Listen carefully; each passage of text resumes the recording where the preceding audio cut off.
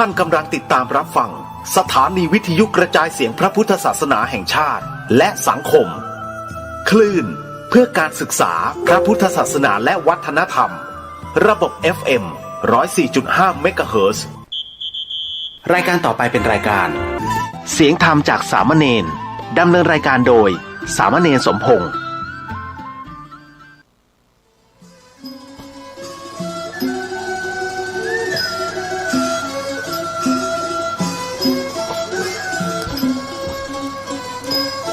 โลกนี้มีธรรมประจำที่เมื่อทำดีจะไม่ดีมีที่ไหนมีสุขบ้างทุกข์บ้างช่างประไรเป็นวิสัยของมนุษย์ปุถุชนขอกราบไหว้สาธุบาอาจารย์ทุกท่านขอเจริญพรศรัทธาญาติโยมผู้ใฝ่ในศีลในธรรมทั้งหลายมาแล้วมาแหมแล้วรายการเสียงธรรมจากเนนน้อยสังเดือจากวัดประแดงทั้งนี้โดยการนำของท่านพระครูโคสิทธิ์ปริยัติยาพรเจ้าวัดประแดงเจ้าคณะตำบลสุเทพเขต 1เป็นประจำทุกวันพุธจาก 10 โมงจนถึง 11 โมงโดยประมาณดำเนินด้วยการนึกสมาภาพสมณเณรสมพงษ์จากวัดประแดงนั่งส่งเสียงไปยังสถานีวิทยุFM 104.5 ของวัดไวหินสถานีเพื่อพระพุทธศาสนาสถานีเพื่อการเผยแผ่พุทธธรรมคำอู้คำสั่งสอนขององค์พระสัมมาสัมพุทธเจ้าโดยตัวธรรมภาพสมณเณรสมพงษ์สถานีวิทยุ FM 104.5 ของวัดไวหินนั้นมีท่านพระครูปริยัติยามีท่านพระครูสมุวิศวัตรวรกิจโจนายสถานีและเจ้าอธิการเมตตาอาตมาภาพได้มีโอกาสฝึกมีโอกาสหัดในการน้อมนำเอาน้ำดำคำสอนองค์พระสัมมาสัมพุทธเจ้ามาโอ้มาจากให้ญาติโยมฟังอย่างนี้เป็นประจำทุกวันพุธ 10 โมงจนถึง 11 โมงเป็นเวลาอันเหมาะเป็นเวลาอันงามเพราะอย่างระหว่างนี้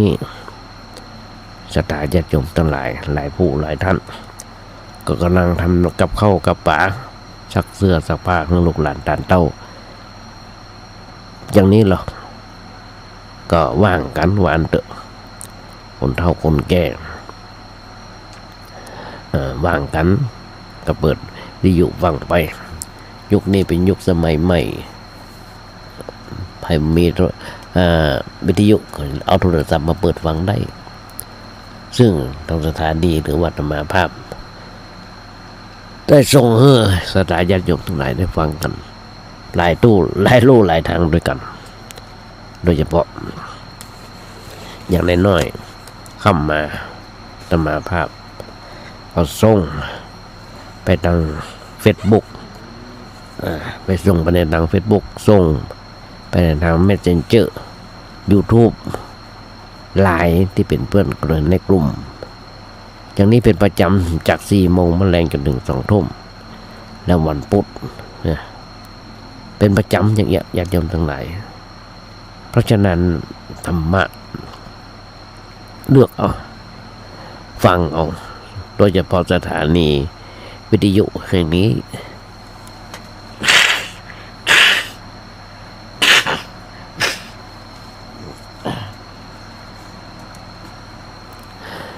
ด้วยสุขภาพแล้วบอกว่าจะเต็มร้อยญาติโยมตรงไหนเป็นบัดเป็นไอหลายอันหลายอย่างแต่ก็ต้องต่อสู้กันไปอย่างที่บอกเข้ามา4 โมงมะแรงจนถึง 2 ทุ่มจะมาส่งซึ่งศรัทธาญาติโยมฟังครับทางโทรศัพท์เปิดในโทรศัพท์ได้ว่าพิมพ์เข้าไปว่าเน้นน้อยสังเหลือบอกว่าจะเป็น YouTube กาFacebook กาเปิดเข้าไปได้เลยฟังได้ตมาส่งตั้งแต่ครูอาจารย์ที่เป็นเพื่อนกันในกลุ่มใน Messenger ใน Facebook อย่างต่างๆเพราะฉะนั้นญาติโยมทั้งหลายส่งไปบ่ได้เป็นเพื่อแต่ได้ส่งไปเพื่ออวดตัว ลงไปเพื่อขอความเมตตาจากบาอาจารย์ว่าวันบนอาจจะได้ฟังมีโอกาสมีเวลาฟังน้อยหนึ่งเนี่ยดีนักก็ดีน้อยก็ดีนักก็ดีว่าแต่มานะอู้ผิดหรืออู้ถูก ถ้าวันใดอู้ผิดแล้วเมตตากับครูบาอาจารย์ติชมได้ครูบาอาจารย์เพิ่นติมาเป็นประจำติเพื่อกรอติเพื่อกรอมาได้ติเพื่อทำลายเน้นน้อยตอนนี้เป็นคนที่มีความรู้น้อยแต่ชอบโอ้เป็นเน้นน้อยขี้โอ้ชอบโอ้สิ่งสำคัญที่สุดนั่นคือครูบาอาจารย์เพิ่นได้สั่งได้สอนไว้ตั้งแต่มาบวชเพิ่นบอกว่าจะไปอยู่วัดจะไปอยู่บ่ได้มันไว้พระสดโยก่อห้อง แล้วก็นำธรรมคำสอนองค์พระสัมมาสัมพุทธเจ้าโอ้จาเขาจะยอมฟังข้องแต่มาได้ทำตามที่ครูบาอาจารย์ไม่ได้สอนมาโดยตลอดเพราะว่าจะเป็นมีรายการวิทยุบ่มีรายการวิทยุเวลาญาติโยมมาทำบุญสุนทานที่ตามหน้าบุญบางคนเพิ่นถามเนาะอยู่วัดประแดงกินอย่างกันฉันอย่างกันทุกเมื่อเช้าบันนี่ได้ครบมีอาหารกันกินได้ครบได้ฉันก็บอกไปตามหน้าบุญเป็นไปตามหน้าบุญเพิ่นวันใดเพิ่นมาถวายมันมาถวายฉันอย่างไรก็ฉันอย่างนั้นเพิ่นมาเฮาตานอย่างไรเฮาก็อย่างนั้นเพราะฉะนั้นนี่แหละญาติโยมทั้งหลายเป็นสัพพยะของเฮาทุกๆคนเพราะฉะนั้นก็บ่ต้องไปกึดอย่างนักฟังน้อยๆเป็นเพื่อนในยามเหงาในยามท้อ ที่ว่าเป็นยามเหงายามท้อนะยุคนี้ยังยุคอยู่ก็ยุคเฮายากมากแพงอันอย่างกระปุดกระแปงหาแรงก็ถูกเป็นแบบนั้นล่ะเพราะฉะนั้นตึงบอกญาติโยมทั้งหลายเน้นเนาะดูนี่อู้อันอย่างกึดอันอย่างได้ก็จะอู้ญาติโยมฟังเนาะแบบนั้นล่ะกึดอย่างได้ที่เป็นธรรมะของพระสัมมาสัมพุทธเจ้าคนเฮาญาติโยมทั้งหลายมันนึกมันก่อยด้วยว่าที่เฮาได้มาพบปะเจอกันนั้นได้มาฟังเสียงกันก็ดีหลายครั้งที่จะมาได้ถามท่านบอกท่านพระครูปริยัติยานุศาสตร์อดีตเจ้าวัดไฟหินตอนนี้ไปเผยแพร่พุทธศาสนาอยู่ที่ไอร์แลนด์ใต้อเมริกาเป็นวัดพระสิงห์อยู่ในเขตของวัดพระสิงห์UK เพราะฉะนั้นมาถามเพิ่นไปจำว่าต้องปรับปรุงอย่างพ้องในตัวของเฮาเพราะว่าจัดรายการกับเพิ่นแต่ตอนนี้บ่ได้จัดรายการกับเพิ่นเพราะว่าอากาศมันร้อนก็เลยบ่ได้จัดรายการกับเพิ่นคอยแต่จะฟังเพิ่นนิดๆหน่อยๆถ้าได้มีเวลาต้องมาปรับปรุงตัวเก่าอย่าหย่อนปรับปรุงแก้ไขเพิ่มเติมเสริมแต่งอะไรที่มันบ่ดีที่มันถูกก็ต้องว่ากันไปตามนั้นญาติโยมทั้งหลายคนเฮามาเกิดมาชาตินี้ชาติหน้ามันมีจริงก่อนถึงพิสูจน์บ่ได้ถึงพิสูจน์บ่ได้ว่าชาติหน้ามีจริงหรือจริงก็มันพิสูจน์บ่ได้หลายอย่างที่เฮาอู้กันนี่นะว่าพิสูจน์กันได้ก็ดีบ่ได้ก็ดีอย่างพิสูจน์ลองพิสูจน์กันดูว่าความรักก็ดีความโกรธความโลภความหลงก็ดีมีจริงก็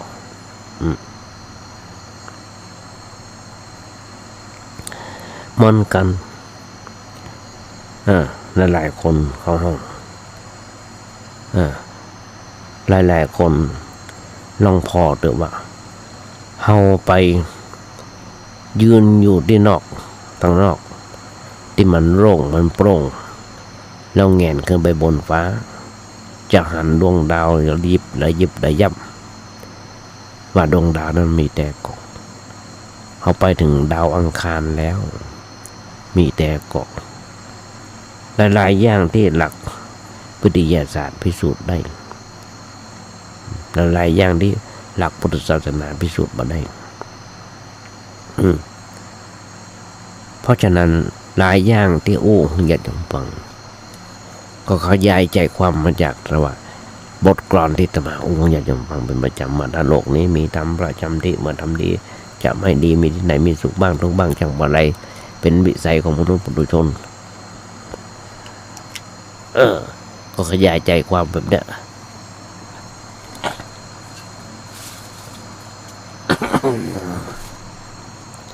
วันนี้วันหนึ่งที่จะได้มาขยายย้ำคนเฮาตั้งอกตั้งใจสิ่งทำสิ่งอย่างต่างๆวันเสาร์วันอาทิตย์ก็หยุดพักหยุดผ่อนกันพักผ่อน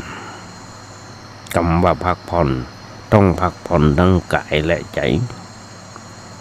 วันนี้วันหนึ่งได้หลายคนได้ชวนกันเขาไปวัดไปวากัน อย่างที่เมื่อกี้วันที่ผ่านมาเอาหันได้จากวัดเจดีย์หลวงมีการใส่ขันดอกเพื่อบูชาเสาอินทขินอันนั้นประวัติของอินทขินนั้นได้ฟังท่านพระครูเจ้าวาดบนไปแล้วแต่มาก็บอกซ้ำญาติโยมทั้งหลายบางคนไปพักผ่อนกันแออัดยัดเยียดแน่นหนากันอุ่นหนาฝาข้างกันเพราะว่าเป็น8 เป้งไปขึ้นไปดอยมนดอยสุเทพก็ไปไหว้สาไปไหว้ครูบาเจ้าไปไหว้พระธาตุ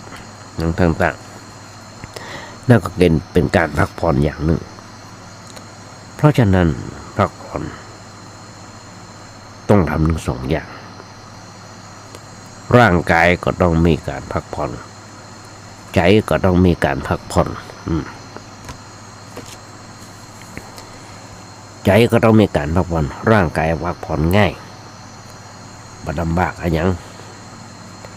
ทำงานมาอิดเหนื่อยมานอนพักหน่อยแล้วก็หายเหนื่อยแต่ว่าใจนั้นแม้บางทีนอนแล้วก็ยังพักบ่ได้พักนอนบ่หลับกระสับกระส่ายปิ้นซ้ายปิ้นขวาใจฟุ้งซ่านใจฟุ้งซ่าน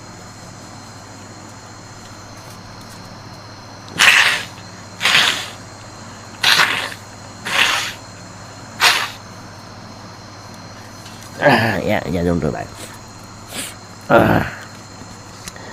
ใจฟุ้งซ่านคิดเรื่องนั้นคิดเรื่องนี้สร้างความวุ่นวายเกิดขึ้นในใจตลอดเวลาอย่างอันบนห้องว่าบ่ได้พักทางใจคนที่บ่ได้พักทางใจก็ย่อมจะมีความเหน็ดเหนื่อยหนักเหนื่อยกายมันเล็กๆน้อยๆแต่ว่าเหนื่อยใจนั้นเป็นเรื่องใหญ่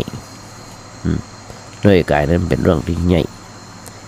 ปรับปรุงจิตใจให้เกิดปัญญาคนเฮาที่เหนื่อยทางกายก็บ่เท่าใดแต่ถ้าเหนื่อยทางใจแล้วอายุสั้นทำให้อายุน้อยลงไปทุกวันทุกเวลาทุกนาทีเพราะฉะนั้นบอกวันจะให้เหนื่อยทางด้านจิตใจเอาแต่เหนื่อยเพียงแต่อย่างเดียวทางกายแล้วก็ไปแก้ไขความเหนื่อยทางกายด้วยแก้ทางใจด้วยอย่างไปวัดไปวาไปสถานที่อย่างต่างๆศึกษาหาความรู้ความเข้าใจเพื่อจะปรับปรุงจิตใจของเราให้มันดีขึ้นเพื่อก็เพื่อให้มีความสุขมีความสงบตามสมควรแก่ฐานะเขาเลยเข้าวัดบางทีเข้าวัดกันเป็นอย่างสม่ำเสมอมาฟังบ่อยๆไปฟังมาทำไปส่งองค์เจ้าคือธรรมะกันเมื่อตั้งใจฟังแล้วคนเฮาเมื่อตั้งใจฟังแล้วก็จะเกิดปัญญา คือได้ความรู้ความเข้าใจในเรื่องเกี่ยวกับชีวิตของเราถูกต้องขึ้นความหลงผิดความเข้าใจผิดความเชื่อที่บ่เข้าเรื่องที่เรามีไว้ตั้งแต่เรายังบ่ได้เป็นบ่ได้เฮียนพุทธศาสนาบ่เข้าใจในน้ำธรรมคำสอนของพระสัมมาสัมพุทธเจ้าที่คอยจะจางหายไปเหมือนกับความมืดเมื่อมีไฟแสงสว่างเกิดขึ้นความมืดนั้นก็หายไปใจเฮาเนี่ยเหมือนกับเมื่อยังบ่รู้บ่เข้าใจก็ยังอยู่ในความมืดความบอดพอมีความรู้ความเข้าใจก็เกิดความสว่างด้วยปัญญาเนี่ยเป็นสิ่งที่สูงสุดในพุทธศาสนาที่เราควรต้องการพอหลักการปฏิบัติของพระพุทธเจ้าบัญญัติไว้ก็เริ่มด้วยศีลแล้วต่อมาก็เป็นสมาธิแล้วก็ถึงขั้นปัญญาใจปัญญาพิจารณาตามสภาพที่เป็นจริงสภาพที่เป็นจริงส่วนศีลนั้นเป็นการปฏิบัติขั้นต้นเพื่อทำกายทำวาจาให้สงบเรียบร้อยสมาธิเป็นการฝึกหัดขั้นกลางเพื่อทำใจของเรามันสงบตั้งมั่นอ่อนโยนเพราะที่จะทำใจการใจงานต่อไปแต่เมื่อใจเราตั้งมั่นสงบอ่อนโยนเหมาะแก่การใจงานแล้วเขาก็เอาไปใจในหลักเป็นหลักพิจารณาเพื่อหูแจ้งอันจริงในสิ่งหลายสิ่งหลายอย่างตามสภาพที่เป็นจริงญาติโยมทั้งหลายตามสภาพที่มันเป็นจริงนั้น ก็มีอะไรอย่างก็มีอะไรอย่างนอกไปจากร่างกายจิตใจของเราเมื่อเรารู้ชัดในเรื่องร่างกายจิตใจนั่นแหละเป็นเรื่องที่สำคัญรู้ว่ากายคืออะไรอย่างใจคืออะไรอย่างมีสภาพความเป็นอยู่อย่างไร เอาคนจะเข้าไปยึดมั่นถือมั่นสิ่งเหล่านั้นได้หรือไม่ถ้าเราเข้าไปยึดมั่นถือมั่นเป็นอย่างไรถ้าเราหูจักปล่อยหูจักวางจะเป็นอย่างไรเรื่องอย่างเป็นเรื่องที่เราจะต้องศึกษาทำความเข้าใจกันบ่อยๆคิดนึกบ่อยๆพิจารณาบ่อยๆเขาก็ค่อยเกิดความแจ่มแจ้งหนักขึ้นเมื่อความแจ่มแจ้งเกิดขึ้นแล้วความหลงความยึดถือในเรื่องอะไรอย่างต่างๆก็จะจางหายไปเอาจะมีจิตใจสงบและหูเต่าตันสิ่งทั้งหลายตามสภาพที่มันเป็นจริงญาติโยมทั้งหลายกรรมมันโลภโกรธหลงกรรมมันหลงมันเป็นมาแต่ดึกดำบรรพ์หลงตัวลืมตายหลงกายลืมแก่หลงผัวหลงเมียลืมพ่อลืมแม่อันเรื่องหลงเนี่ยญาติโยมทั้งหลายรักโลภโกรธหลงเขาย้อนดอยถอยความไปเขาจะไปคืนได้ก่อนถ้าเขาหลงแบบนั้นแบบนี้ก็ยังบางคนที่ตมาเคยปากกันเปิ้นบอกที่เขาหันกันอยู่ทุกเมื่อเช้าวันนะว่าเขาจังจมจังกันว่าองคุลิมานเปิ้นเป็นมหาโจรเปิ้นเป็นมหาโจรขนาดนั้นยังมีคนยกย่องและนับถือเปิ้นญาติโยมทั้งหลายตมาได้เล่าได้หลายครั้ง ได้เล่าได้อู้หลายครั้งแล้วก็มีบทสวดเบิ้ลเลยเพราะฉะนั้นวันนี้แห่งวันหนึ่งก็อู้ฟังสักน้อยหนึ่งตอนนี้มีเวลาพอมหาองคุลิมานนี่เป็นมหาโจรที่บรรลุธรรมคนแรกญาติโยมทั้งหลายมหาโจรคนนี้บรรลุธรรมคนแรกในพุทธศาสนามายุคนี้สมัยนี้ลองเกิดกันสักหน่อยญาติโยมทั้งหลายมีงานและประเพณีบวชเฉลิมพระเกียรติเพราะว่างานอย่างต่างๆบวชทีหนึ่งเป็นร้อยก็มีโจรเหมือนกันไม่ใช่ว่ามีหันกันอยู่เป็นข่าวก็อยู่ทุกเมื่อเช้าวันแต่เปิ้นก็เถียงว่าทำไมองคุลิมานถึงได้บรรลุธรรมทำไมถึงบวชได้เปิ้นกับบวชฮื้อหยังแล้วก็แจกข้อวัดปฏิบัติฮื้อหับฮื้อเฮียนแต่บ่ได้ห้ามบ่ได้เฮียนบ่ได้ปฏิบัติกัน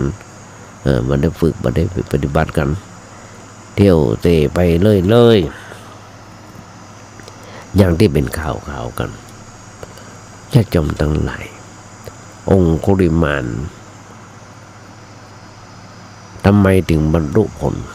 มรรคผลทำไมถึงบรรลุมรรคผลเดี๋ยวอาตมาจะให้ญาติโยมฟังก็ทำซ้ำก็ทำกรรมหนึ่งซ้ำทำกรรมหนึ่งว่าเหตุผลใดที่องคุลิมานเปิ้นได้บรรลุมรรคผล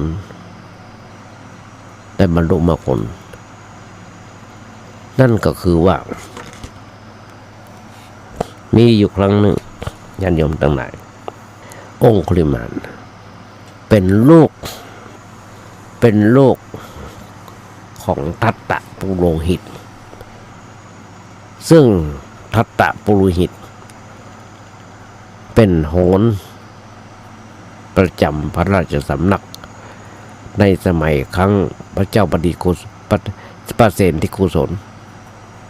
เมืองสาวัตถีมีเมียชื่อว่ามันตานีซึ่งเป็นแม่ขององคุลิมานเนี่ยนะมันตานีซึ่งในวันเกิดวันนั้นญาติโยมทั้งหลายวันเกิดวันนั้นอาวุธสัมภวุธหรืออาวุธอะไรอย่างต่างๆในท้องพระคลังในคลังแสง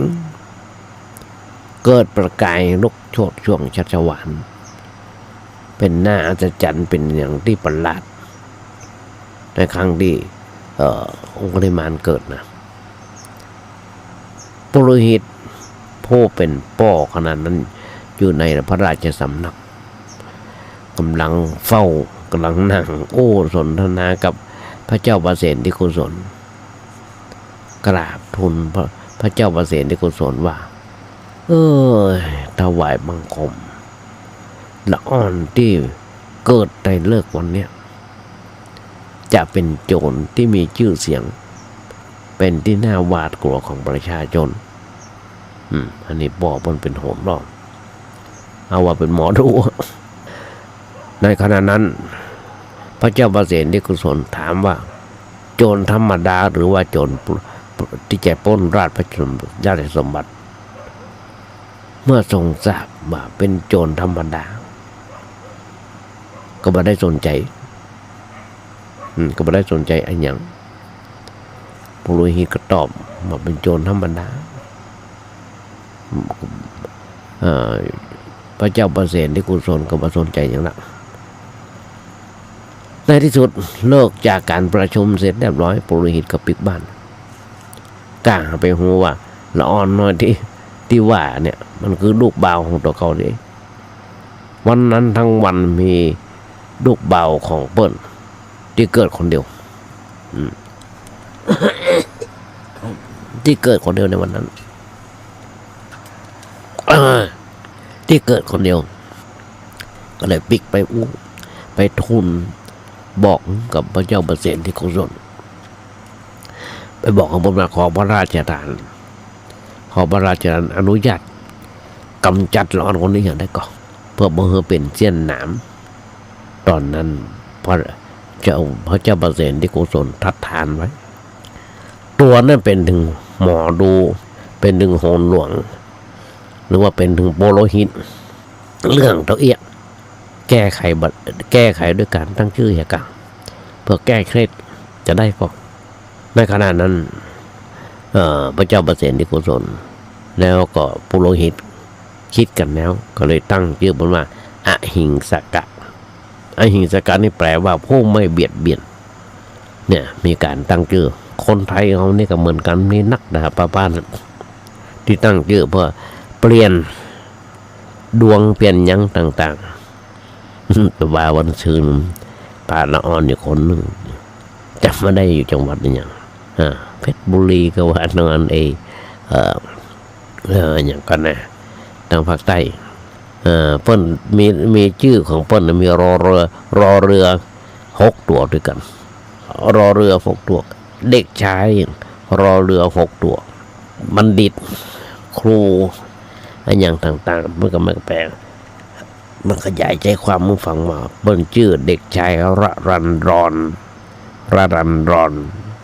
เนี่ยเปลี่ยนชื่อใหม่มาเปิ้นจะเปลี่ยนก็บ่เปลี่ยนใหญ่มาอยากจะเปลี่ยนตำรวจด้วยซ้ำเปิ้นจะเปลี่ยนไม่อยากจะเปลี่ยนเพราะว่าแม่เปิ้นตั้งมา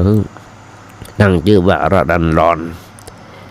โดยมีรอเรือ6 ตัวเขียนก็ง่ายยังก็ง่ายแต่คนอื่นอ่านยาก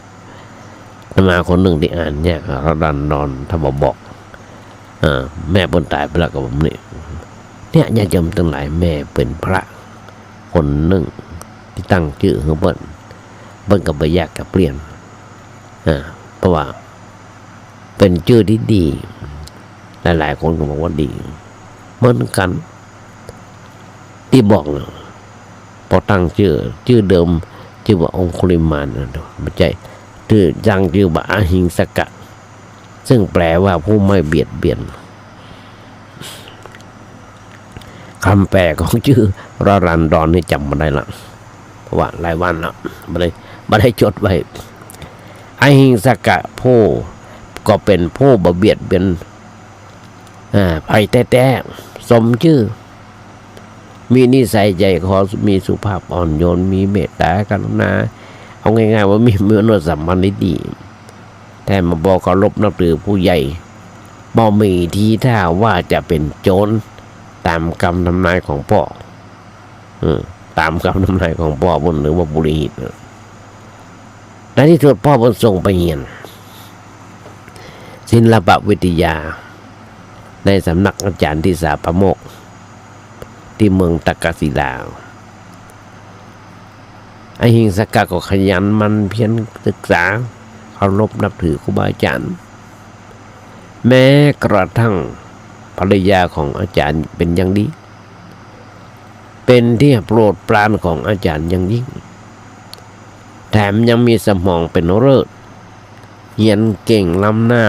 เพื่อนร่วมรุ่นทั้งหลายจนเพื่อนอิจฉาริษยาเนี่ยมันบอกว่าทำดีทำเด่นอย่าเป็นภัยเด่นแต่เพื่อนมันเป็นภัยอาจารย์เองเวลาจะว่ากล่าวตักเตือนลูกศิษย์คนอื่นๆก็มาใส่ใจในการเรียนก็ยกเอาหิงสกะเป็นตัวอย่างว่าทำไมหมู่เธอบ่เอาอย่างอหิงสกะเป็นไอดอล เป็นตัวอย่างมาเถอะมันกันญาติโยมทั้งหลายมันนึกถึงพาธิการอินแก้วอลินโทเจ้าวาดอดีตเจ้าวาดวัดประแดงองค์ก่อนที่เป็นอาจารย์ธรรมภาพ เปิ้นได้ด่าได้จมขึ้นมาบ้างตอนที่เรียนหนังสืออยู่เรียนหนังสืออยู่เป็นขยมตั้งแต่เป็นขยมมาจนเป็นพระน้อยเปิ้นยกตัวอย่างเปรียบเทียบว่าฟังเปิ้นเนาะแต่ก่อนวัดประแดงมีปังหิน แต่ลงโม่หินนั่นเนี่ยมันจะโม่หินเพราะน้องมีการระเบิดหินที่เอาปูถนนเนี่ยนะที่เอาเทเสาเหลืองเนี่ยมีปังหินอยู่ที่วัดประแดงพอบนระเบิดกำก็เจ้าบ้านเอาไปขนมาตุกมาบุบกันใจคอนปอนก็แก่นน้อยๆนะตุกกันขยายจากก้อนใหญ่มาเป็นก้อนน้อยจากก้อนน้อยเป็นก้อนน้อยแหมได้ขายเป็นทางกันอาจารย์เพิ่มบอกว่าโอ้ยิ่งขำมันนี่เรียนหนังสือหนังหาก็คิดค้านเรียนยังบอกเอาตัวอย่างอย่างเพื่อนนะได้ยินเสียงวันข้ามปกกันนะลบรูปมันเป็นมุกหินกันต้องมันอย่างเบิ้ลอย่างอันกะจมอย่างนั้นอาจารย์บ่าอองนะเพิ่นจมอย่างนั้นก็จำได้ตั้งแต่นั้นมาญาติโยมทั้งหลายเหมือนกันนะเหมือนกันนะอาจารย์เองเมื่อก็ดูได้ลูกศิษย์คนอื่นปฏิบัติใจเหียนแล้วก็ยกเอาหิงสกัดมาเป็นตัวอย่างแบบเนี้ยญาติโยมทั้งหลายยิ่งทำให้หมู่คนลูกศิษย์ลูกหาของทิสาปาโมกเกลียดชังเกลียดชังอหิงสกะหำเขาดักขึ้นแหมก็เลยหาทางจำกัดอหิงสกะออกไปโดยแบ่งเป็นกลุ่มเข้าไปอู้จาใส่ร้ายป้ายสีอหิงสกะสร้างเรื่องตีหน้าเศร้าเล่าความเท็จลงเฟซโจมตีลงเฟซบุ๊กโจมตีพอความลับแตกก็บอกว่าหูเต้าบ่ถึงการอหิงสกะก็เหมือนกันญาติโยมทั้งหลายได้รับความทุกข์จากความดีที่แบบมีเจตนาที่มีเจตนาเข้าทำนองว่าอันทุกคนเขาอยากให้เราดีแต่พอเต็มที่พอเต็มขึ้นทุกทีเขาหมั่นไส้จะทำดีแต่อย่าเด่นจะเป็นภัยไม่มีใครเขาอยากเห็นเราเด่นเกิน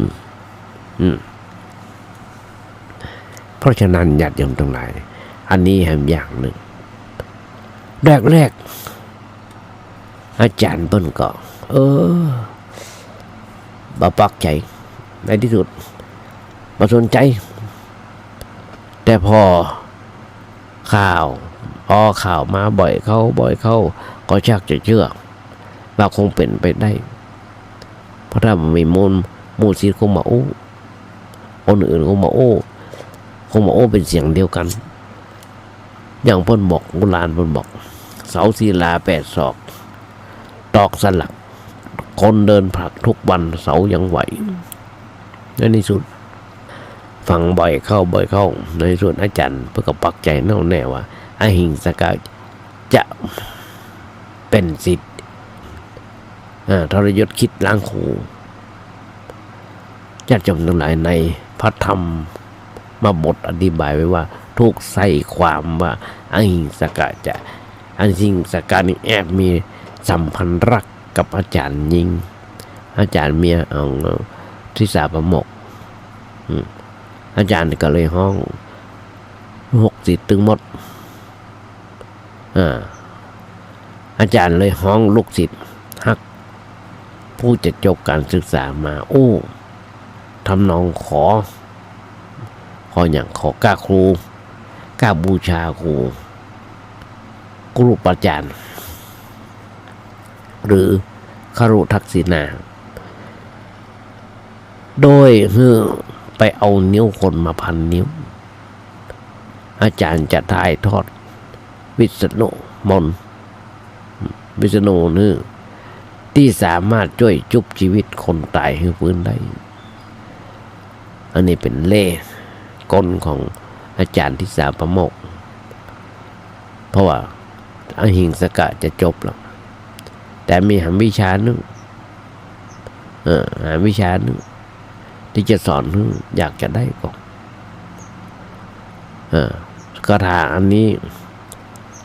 จะเสกคนตายฟื้นขึ้นมาได้จะจมตรงไหน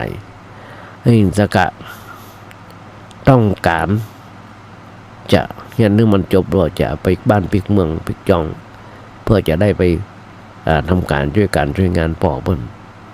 เองจะก็ห้าปากไปหาค่าคำนวณหรือว่าค่าครูมาจ่ายให้อาจารย์โดยเฉพาะไอ้หิงสกัดเป็นคนที่หัวอ่อนอยู่แล้วและอยากนำความสำเร็จกลับบ้านกลับเมืองวันหนึ่งไอ้หิงสกัดก็เลยตกลงไปฆ่าคนเอานิ้วมือฆ่าแล้วก็ต้องตัดเอานิ้วมือมาร้อยเป็นพวงแขวนคอลองกระเดาะญาติโยมทั้งหลายกว่าเขาจะได้เป็นร้อยนะกว่าจะได้เป็นร้อยนะก็ต้องเสียเวลานักหนาป้าปั้นและได้นิ้วมาร้อยแขวนคอไว้บางนิ้วก็เน่ารุดเน่าเฟะหลุดลงไปต้องหามาใหม่มาเพิ่มใหม่ครับอย่างนี้มันบอกครบสักเตื้อ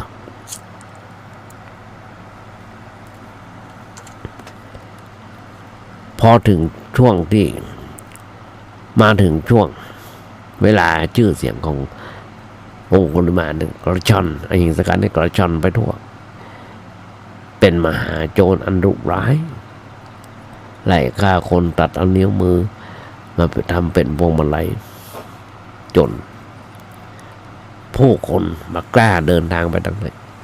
มากล้าออกบ้านออกจองวานเถอะจะมากล้าออกบ้านออกจองที่สุดญาติโยมทั้งหลายพ่อของแม่พ่อของเปิ้ลพ่อของอหิงสกะ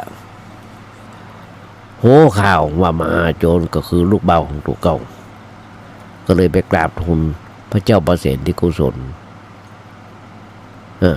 ฮือพระราชาฮือเจ้าประเสนกุศลประเสนที่กุศลน่ะเพื่อไปกำจัดเนี่ยเพื่อความผาสุกของเจ้าบ้านเจ้าเมืองส่วนแม่อหิงสกะพอหูข่าวก็เป็นห่วงลูกบ่าวเบิ้ลเป็นห่วงลูกบ่าวเบิ้ลว่าจะต้องมีภัยถึงชีวิต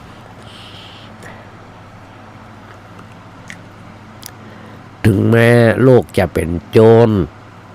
ก็เป็นลูกญาติโยมทั้งหลายนี่แหละความมักของแม่ยังเป็นข่าวแต่ว่าวันตื่นขอโอนเรื่องปัจจุบันสักหน่อยยังข่าวทุกวันแต่ว่าวันตื่นที่มีละอ่อนนี่โหดร้ายฆ่าแฟนตัวเก่าโดยการตัดคอตัดนิ้วมือตัดแขนตัดมืออย่างต่างๆแม่ก็ยังต้วยไปเข้าไปพอไปดูแลในคุกในตารางในห้องขังที่ห้องพักคอยป้อนข้าวป้อนอย่างต่างๆคอยดูแลอย่างต่างๆลูกบนเป็นสภาพที่บ่เอื้ออำนวยอย่างต่างๆหัวลูกอยากทำร้ายตัวเก่าหันก็ใช่ชมทั้งหลายตัวเก่าเป็นลูกทำผิดฆ่าคนตายต้องติดคุกตัวไม่ได้ติดคนเดียวเอาพ่อเอาแม่ไปติดด้วยเจ้าบ้านเจ้าเมืองบ้านเมืองเขาที่หูข่าวก็ใส่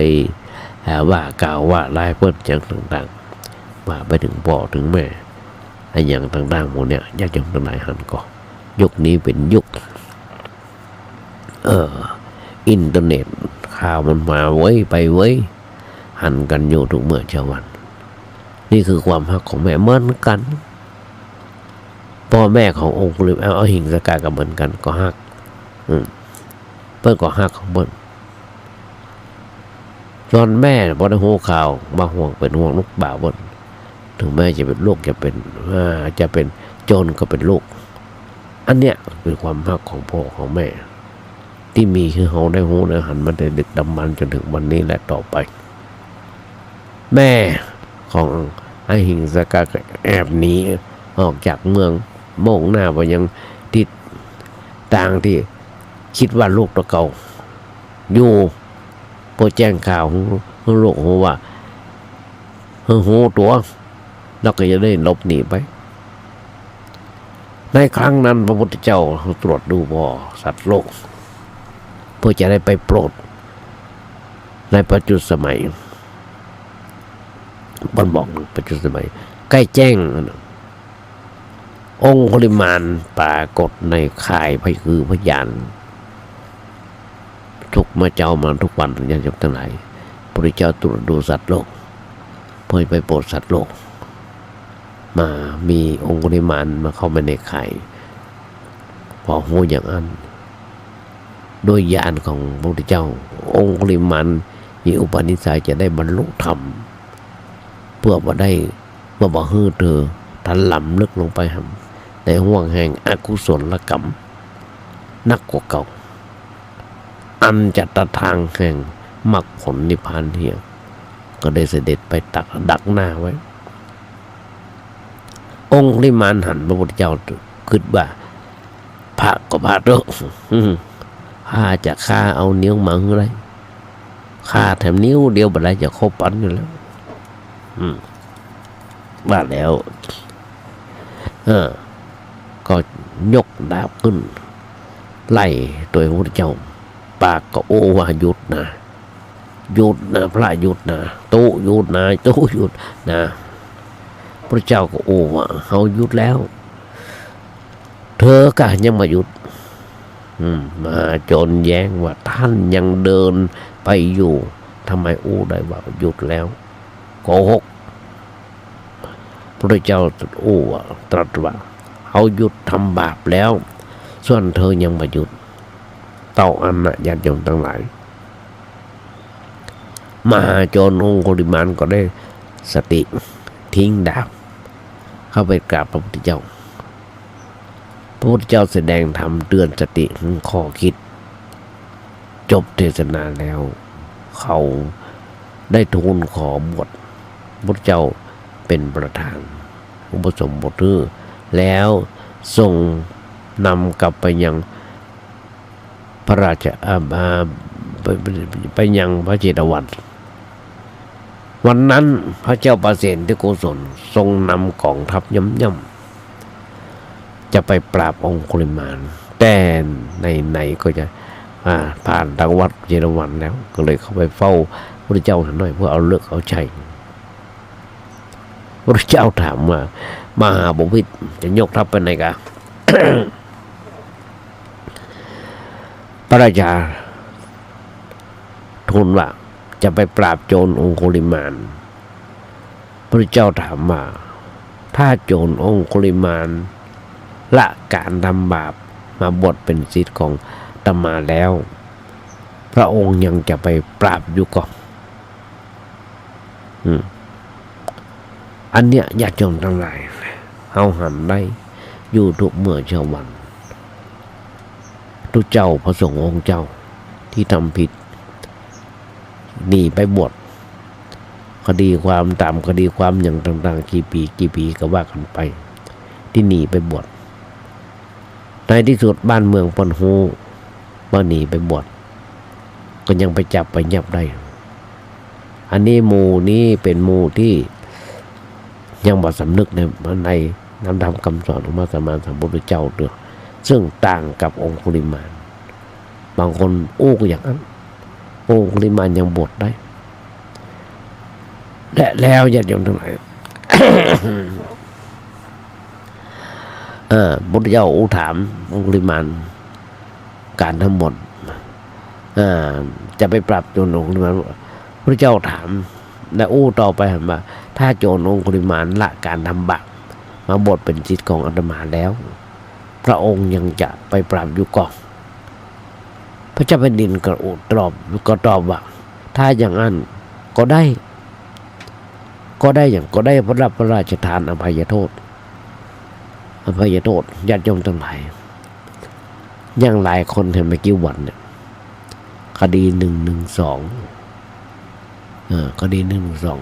112 ก็อาจจะมีการอภัยโทษการอภัยโทษมีมาทุกปีหนึ่ง2 เดือน 3 เดือนหรือว่ามีแทบทุกครั้งในนี้ก็เหมือนกันพระเจ้าแผ่นดินบอกถ้าองค์คุลิมานเป็นโจรเป็นลูกศิษย์มาบวชแล้วพร้อมถวาย อภัยโทษพร้อมถวายอุปถัมภ์ความอุปถัมภกพร้อมด้วยปัจจัยสี่เหมือนกับพระสงฆ์รูปอื่นๆที่สุดพระเจ้าก็ชี้ไปยังภิกษุหนุ่มหนึ่งที่นั่งใกล้ๆพระเจ้าประเสริฐกุศลแล้วก็ว่าองค์ปริมาณผู้ที่พระองค์จะไปปราบนั้นนั่งอยู่แม่ๆนะญาติโยมทั้งหลายพระเจ้าประเสริฐกุศลพวกคอหูว่าดูเจ้าหนุ่มมาเบียดเบียนไปอีกแล้วก็ยังอุตส่าห์สะดุ้งว้าวุ่นว้าวุ่นหัวใจว่านั่งใกล้ๆนี่จะมีดมาโกคอก็หายนะ แต่ทรงคมความกลัวเข้าไปนมัสการภิกษุหนุ่มแล้วทรงภาวนาเป็นโยมอุปถากนะแรกองคุลิมานบินธบาตจัดจำทั้งหลายแบบรัดตัดความนอกจากบัดได้เข้าแล้วยังได้รับบาดเจ็บปิกไปวัดเพราะพอผู้คนหันจำเปิ้นได้เกาก้อนหินก้อนดินว่างหัวร่างข้างแตกได้รับทุกขเวทนาปิกไปวัดไปหาพระพุทธเจ้าออกว่าบอกว่าท่านได้ทำท่านขอให้ท่านอดทนเพราะนั่นคือเศษกรรมของท่านวันหนึ่งท่านจะปะไม่หญิงที่มีคันแก่เดินเหินลำบากจึงไปกราบทูลพระพุทธเจ้าตรัสบอกว่าท่านแผ่เมตตาจิตนางเหี่ยลุ่งขึ้นท่านกลับไปบิณฑบาต ไปปะไม่หญิงคนนั้นจิตแต่ตัวเองเป็นคนแก่คนเดิมเมื่อก็ยืนสงบใกล้ๆแล้วก็เปล่งวาจาตั้งสัจจะอธิษฐานว่ายะโตหังภาคินิอริยายะชาริยาชาโตแปลความหมายว่าจำเดิมความเดิมแต่อาตมาเกิดโดยชาติอริยะหมดแล้วนาพิชานามิสันจินจะปานังชีวิตาโรเปตาวโรเปตาบ่ได้แกล้งหรือว่าจงใจทำลายชีวิตไผเลยเตนะสัจเจนะสดที่เตสดโหตุสดที่ข้าพเจ้าด้วยคำสัตย์นี้ขอความสวัสดีจงมีแก่เธอและเด็กผู้เกิดในครรภ์ของเธอด้วยเถิดญาติโยมทั้งหลายสิ้นคำที่องคุลิมานสวดออกไปนั้นออกไปนั้นสิ้นคำอธิษฐานออกไปนั้นสตรีคนนั้นก็คลอดลูกอย่างง่ายได้ตัวเลยคนเลยเล่าลือกันมาท่านองคุลิมานมีมนต์วิเศษทำให้คนคลอดลูกง่ายเพราะฉะนั้นองคุลิมานอังคุลิมานปริตสั้นๆข้างต้นอาจารย์ยุคหลังใจมารวบรวมไว้ในบทสวดมนต์7 ตำนานเพื่อสวดเป็นสวัสดิมงคลธรรมะก็สวดแฮมตำราหนึ่งจะมาได้ฟังอาจารย์นันบโคเจ้าวัดปนโหในเรื่องของบทสวดยะโตหังอาจารย์นันบโคกุศิษฐ์ปนโอว่าทางนั้นเปิ้นองคุลิมานไปปะใส่ไม่ยิงที่กำลังหลอดหัวตะขี้ปุ่มไปติดอยู่ที่หัวขี้ปุ่มไปติดที่หัวออกบ่ได้พอองคุลิมานไปหันใส่นางสะดุ้งก็เลย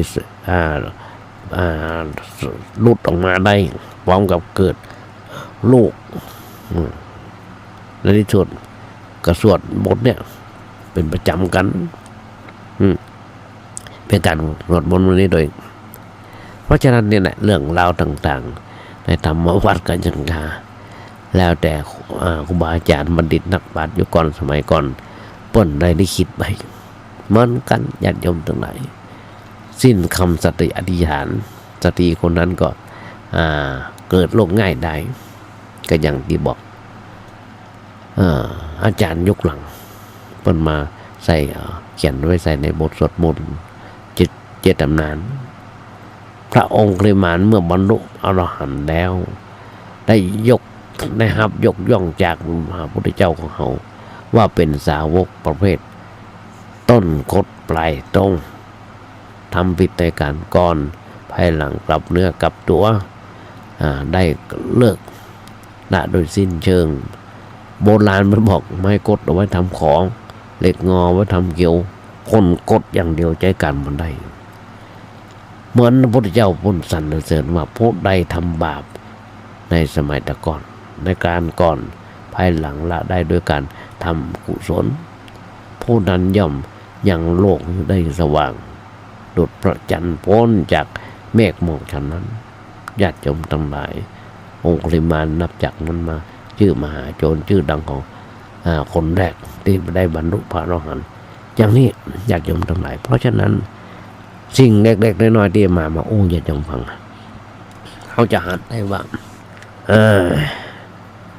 ทุกเมื่อเช้าวันนี้เขามีการทำบาปทำผิดศีลผิดทำกันหนักหนาปาปานหลวงปู่พุทธทาสจึงบอกว่าถ้าศีลธรรมะไม่กลับมาโลกาจะวินาศญาติโยมทั้งหลายเขาพอเนี่ยไปยังไปต่างประเทศหันอยู่ว่าต่างประเทศนั้นมีการรบราฆ่าฟันกันแย่งดินแดนกันอย่างต่างๆเขาจะหันกันได้เพิ่นเป็นแบบนั้นกันหรอเพราะฉะนั้นธรรมะมันเป็นการเบื่อแก้ไขการเบื่อที่ไร้ปัญญาบางคนบอกปัญญาพิจารณาตามสภาพที่มันเป็นจริงเพราะฉะนั้นคนเฮานั้นหลักการใหญ่ๆน้อยๆก็ดีเขาจะหันกันได้อยู่ทุกเมื่อเช้าวันว่าเขาจะต้องมีการปรับปรุงแก้ไขคนเฮาต้นทนชีวิตคือความเปลือยเปล่าต้นทนชีวิตด้วยความเปลือยเปล่าเมื่อต้องประสบกับสภาวะที่ขาดทุน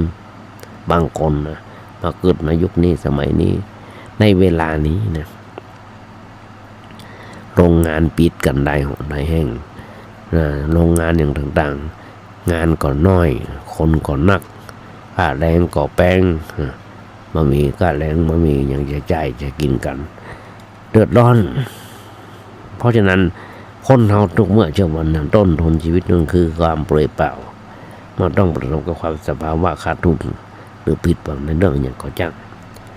ลองคิดย้อนถามตัวเก่าว่าเฮาขาดทุนหรือว่าผิดหวังเรื่องอะไรอย่างขาดทุนหรือว่ากำไรแล้วเฮาถือเอาช่วงในของชีวิตมาเป็นฐานในการคิดประเมินว่าเฮาขาดทุนทุกชีวิตที่เกิดมาในโลกนี้ไม่มีภัยใครหอบหิ้วเอาทรัพย์สมบัติหรือว่าสิ่งอื่นๆออกมาจากมาลงทุนเพื่อค้าขายหรือขยายกิจการทุกชีวิตเกิดมาล้วนล้วนแต่หอบหิ้วมาแต่ความเปลือยเปล่าร่อนจ้อนมากับความหนาวร้อนผ้าปิดตัวบดายสักชิ้นก็ยังไม่มี แล้วเฮาจะมาโวยวายว่าขาดทุนอะไรอย่างกันเฮาจะต้องฝึกคิดให้เป็นคิดจนได้จนถึงหันความจริงว่าเฮาขาดทุนอันยัง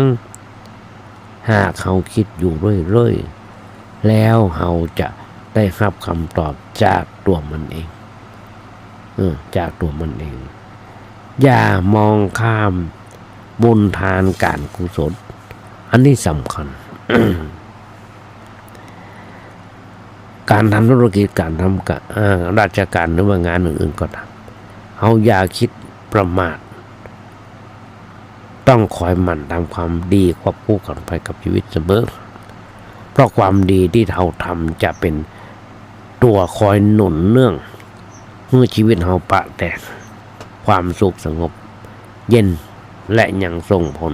ให้ธุรกิจหรือหน้าที่การทำหน้าที่ที่เราทำอยู่เจริญขึ้นอย่างต่อเนื่องและตั้งมั่นอยู่ได้เหมือนญาติโยมทั้งหลาย ตมาได้โอ้หลายสิ่งหลายอย่างในวันนี้พอเป็นที่จะเข้าใจกัน แต่ว่ายังมาจบเรื่องในบทกลอนที่บอกว่าถ้าโลกนี้มีธรรมประจำที่มาทำดีจะไม่ดีมีที่ไหนมีสุขบ้างทุกข์บ้างจังอะไรเป็นวิสัยของมนุษย์ปุถุชนยังมาจบเรื่องต้องมาโอ้กันในวันต่อไปและท้ายรายการวันนี้ญาติโยมทั้งหลายก็ขอเอางานบุญงานกุศลโอ้นึกญาติโยมฟังสักเรื่องอย่างที่บอกตะแกว่าอย่ามองข้ามบุญทานการกุศลอย่ามองข้ามเหมือนกันมันนี่เหมือนกันแต่มาจะเอางานบุญงานกุศลมาอู้เอิญญาติโยมทั้งหลายได้ฟังกันซึ่งทางวัดประแดงของโดยท่านพระครูโคสิทธิ์ปริยัติยาภรณ์พร้อมคณะกรรมการลงมติมีความหันว่าจะมีการก่อร่างห้างแปลงซ่อมแซมเสนาสนะโดยที่ว่าจะมีศาลาจะสร้างศาลาอนุสรณ์หรือว่าพิพิธภัณฑ์ของพระเจ้าติโลกราชเป็นศาลาอนุสรณ์ตอนนี้ที่ผ่านมาได้ปีปลายนี้ได้ทำเรื่องหรือว่าทำแบบแปลนที่คณะวิศวะเพิ่นได้ทำก่อนนี้เข้าใจว่าเสร็จแล้วแต่ว่าต้องเสนอไปตามขั้นตอนว่าจะต้องมีการแก้ไขอย่างบ้องต้องแก้ไขเพิ่มเติมเสริมแต่งอย่างบ้องก็จะต้องเสนอไปตามขั้นตอนจากเจ้าคณะตำบลอำเภอจังหวัดไปถึงคณะพุทธศาสนาคณะพุทธหรือว่ากรมพุทธอย่างต่างๆเสนอไปตามขั้นตอนวัดประแดงจะทำอย่างต้องทำมือถูกต้องญาติโยมทั้งหลายเพราะฉะนั้นฝากบอกบุญญาติโยมทั้งหลายใครจะทำร่วมทำบุญสุนทานด้วยกันขอน้อมเดินเชิญโทรศัพท์ไปถามท่านครูเจ้าวัดได้เบอร์มีอยู่บ้าน0818815690 0818815690เอาล่ะญาติโยมทั้งหลายจะนำรายการก่อนจะนำรายการนี้ไปจากไปก็กราบขอบพระคุณในน้ำใจท่านพระครูสมุวิศวัตรบุรกิโจในสถานีและเจ้าอธิการได้เมตตาเพื่อเวลาธรรมาภาพในจัดรายการในวันนี้และขอบคุณในญาติโยมทั้งหลายที่วันนี้อาจจะเป็นวันครบรอบวันเกิดของไปคนใดคนหนึ่งธรรมาภาพขออำนวยพรสาธุชนทั้งหลายขอมีความสุขมีความเจริญคิดสิ่งนึกสิ่งใดส่งความมุ่งมั่นปรารถนาขอให้ญาติโยมอย่าเจ็บอย่าไข้กันเลยขอเจริญพร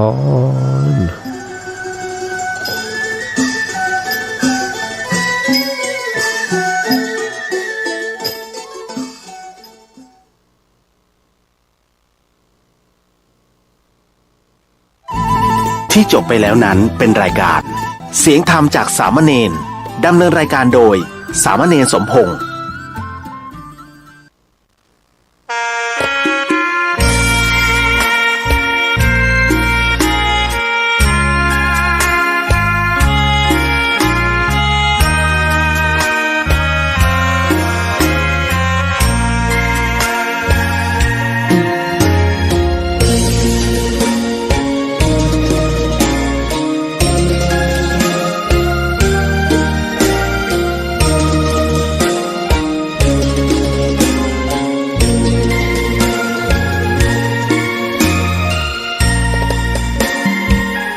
ดอกบัวดอกหนึ่งพึงใจไว้เพื่อบูชาแด่องค์พระศาสดาสัมมาสัมพุทธเจ้ามีความงามเงียบไม่เปรียบเทียบเขาเทียบเราไรมองไม่งามช่างเขาแต่เจ้าเนื่องในโอกาสพระราชพิธีมหามงคลเฉลิมพระชนมพรรษา6 รอบ 28 กรกฎาคม 2567 รัฐบาลขอเชิญชวนหน่วยงานภาครัฐ ภาคเอกชนและประชาชนร่วมแสดงความจงรัก